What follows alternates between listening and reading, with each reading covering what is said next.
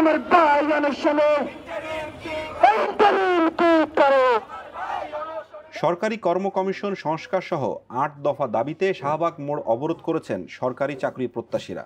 আজ রোববার সন্ধ্যা 6:30টার দিকে শতাধিক চাকরি প্রত্যাশী শাহবাগ মোড় অবস্থান নিলে সেখানে যান চলাচল বন্ধ হয়ে যায়।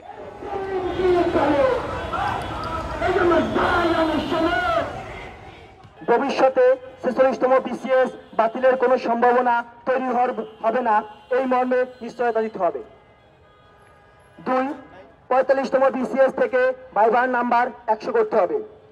প্রিলি, লিখিত ও ভাইবার মার্ক প্রকাশ করা এবং লিখিত পরীক্ষার ন্যূনতম ২ মাস আগে রুটিন ঘোষণা করতে হবে। প্রত্যেকটা বিসিএস এর সুনির্দিষ্ট রোডম্যাপ প্রকাশ করতে হবে। জুলাই মাসের ভিতর ৪৪তম বিসিএস এর রেজাল্ট দিয়ে ভাইবা শেষ করে ৪৬তম এর রিটেন আয়োজন করতে হবে। দ্রুত অধ্যাদেশ জারি করে কমিশনের সদস্য সংখ্যার সীমা ২৫ থেকে ৩০ জনে উন্নীতকরণ করতে হবে। লিখিত খাতার মূল্যায়নে গতিময়তা, নিরাপত্তা ও নিরপেক্ষতা আনয়নে কমিশনে বসে খাতা দেখার ব্যবস্থা করতে হবে। পদের অপচয় রোধে ৪০তম ক্ষেত্রে ভাইবা শেষ হবার পর ও রেজাল্টের আগে ক্যাডার চয়েস প্রত্যাহারের সুযোগ প্রদান।